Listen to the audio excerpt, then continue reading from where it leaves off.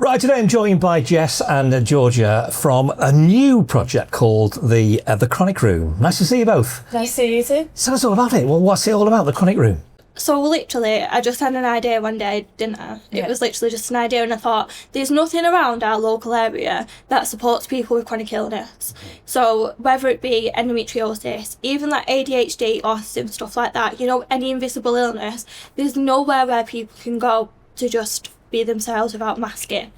Because I find that we do that a lot with invisible illness, that you mask all the time. So I just had an idea and then messaged Georgia and I was like, why don't we do this? And she was like, yeah, okay. And then it just became from that, really. It'll spiral from there.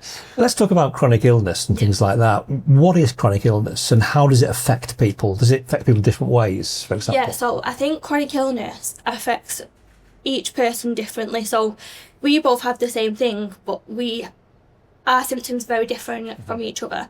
We have some the same, but some are different, and our treatments are different as well. So I think you can't really ever put a label on chronic because it's different to each person, if that makes sense. And it also, it doesn't really matter what stage you're at as well. So if someone, say for example, say if I had stage 4, we've both got stage 4, but say if I had stage 4 and Jess had stage 1, she could be in a lot more pain than I could be, because depending on when the stage 1 is. So say she had stage 1 endometriosis in the lung, she could have a collapsed lung, but she's only stage 1. I could have stage 4, but it could affect the whole body.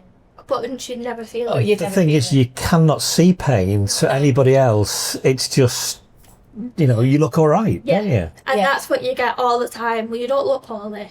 Or you wouldn't think there's anything wrong with you. Yeah. And it took me 18 years. Yes, And took us that long to get diagnosed, and been prodded and poked all my life since I was about 15 years old. I had symptoms at 11, but I started to get prodded at 15, and then nothing until probably last year.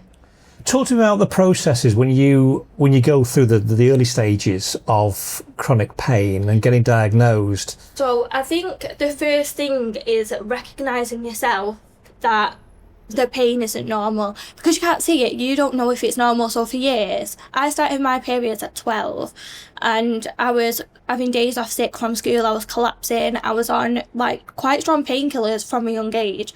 But I just thought that was normal, because no one really teaches you what is normal and what isn't when it comes to women's health. So it wasn't until I was about 15 that I went to the doctors, and my mum was like, look, this isn't normal. She's missing school, she's collapsing, she's bleeding a lot.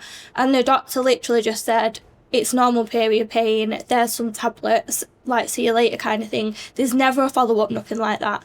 So then I just, through the years, so I'm 30 now, and through the years I've seen different specialists on and off, but there's never been a doctor that's looked at me and said, I believe you, you're in pain, and I can see what you're trying to tell me. Instead they look at you and say it's normal. I've been told before now that I need a psychologist because it's all in my head. How did you feel when they told you that and there's something wrong? I don't think you can really describe how it makes you feel. It makes you feel like you're going crazy. Because then there were so many times when I was questioning myself, and I was like, am I actually feeling this pain? Am I being dramatic? Is there actually nothing wrong with me? And it did make me feel like I myself was going crazy. But the way it makes you feel is it's just you're on your own in imagine the ocean and there's loads fish in the ocean. It makes you feel like you're the only fish in that sea. You've identified there's a need. There's a lot of people out there with chronic illness, chronic pain. You've set this group up, which is a fantastic thing. How is this going to support people? How's the group going to work? Hopefully it gives the light on, so say you've got different, we're not doing it just for females, we're going to have obviously males there as well, so we're going to let them talk as well. So if people have signs as we've had signs and then are getting ignored, we're also opening the door for them to come in, and then we're going to push them and give them advice on how to go forward with their treatments. I think support like that is so important, isn't it? Because sometimes you must feel very, very isolated. Yeah, and it's something that we never had. So I did finally get diagnosed in February last year, but that's only because I got really poorly in work one day. Just one day, I just got poorly, and it never got better still now, because it had been ignored for 30 years. well, not 30 years, like 18 That's years. a hell of a long time. Yeah. I was the same. So when I was younger, I had really bad hip pain, so I couldn't lie on my sides. And then I actually joined the army when I was 19 years old, and I got in there, and my pain just kept getting worse. So if I did more exercise, it was getting worse. If I did less exercise, it was getting worse. So obviously I was gaining weight and stuff like that. And then when I got when the army gave me an MRI, they told me I had hip bursitis. So I got misdiagnosed. So I got taken off everything. So I ended up leaving the army because I was just in pain constantly. And it was only because last year, or the year before, I had the right side pain, which I've still got now. And it feels like someone's poking me. And my doctor got really concerned with it, a new doctor, and she kept pushing for a gynaecologist, pushing and pushing and pushing. Finally, I got it, and I only went in thinking I'm getting prodded and poked because I still didn't know what endometriosis was. And it was only because he turned around to me and said, "Oh, we think you've got this. We're going to give you surgery." And I was like, "What do you mean?" I think. Yeah. And he was like, "You're getting all the signs." So I was like, "All right." So he said, "We're going to give you surgery." I was like, "Surgery? So what do you mean surgery?" And then it all flew over my head. And then he had it in March last year, and then he said it's the worst he's seen in 25 years. Because he couldn't get in, he had to move my bowel and everything else, everything was all stuck together. And I'm 8 weeks post my second surgery from November just gone. Wow. And how are you feeling now? 4 hours. Mentally I feel a little bit more better, but I've still got a lot of pain lower back and on my right side. He said, "Oh, my pain was on my left." But it's weird because all my pain's on my right. But he said everything's on your left. Do we know how many people roughly in the Greater Manchester area or even Tameside have this kind of issue, or are we still? I think when I was looking at it, endometriosis was 1 in 10 women, but now it's 1 in 7 women. So if you think about how many women are in the Greater Manchester area and group them into 7, at least one person in that group is going to have endometriosis. And then chronic illness, it comes down, so it's an even shorter number, and I think it's 1 in 5 people that will have a chronic illness within a group. Still big numbers, aren't they? Yeah. They really are.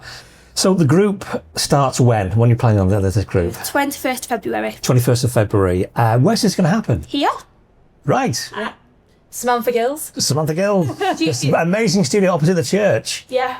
Studio 18. So what's the idea of the groups? How's it going to work? So people are going to come in, all obviously with some form of chronic pain. Yeah, so we're already on social media promoting the group. We made some tickets. We're just going to do 12 for now, and they're going to run once a month, 3 months. Just sort of like a trial run to see if it works and people like it. Not sold because the group's free. So it's free to come. We're self-funding it. We're not expecting anyone to donate, charge anyone, anything like that. And we put 12 tickets up, and I think 7 have gone now, haven't they? Yeah. 7 have gone, and we only put them up, was it last week? Last week, yeah. So that's great. It's a good start, isn't it? So hopefully this will be the start of something big in terms of your groups will grow. We've got future plans. If the 3 months work out, then the meetings will change, the times of the week will change, we'll up things. And we've got loads of plans, but we just need to see where the 3 months takes us first. We've also going to make a suggestion box as well, so if people want to do something that they feel like might help everyone come together, we're going to try and bring that forward as well. Yeah. This really is a fantastic idea. Feel like it's their place, so we want to take on what they say, so they feel even more like it's their safe space. Yeah, I think that's important, isn't it? Supporting people Yeah. and understanding what pain is. Yeah. Because like I said before, you can't see it. No, you can't, and that's the biggest problem, that you can't see it. But it's like people with autism and ADHD, you can't see what's going on in their brain, so they get labelled as like a naughty child, when really there's underlying issues going on there as well.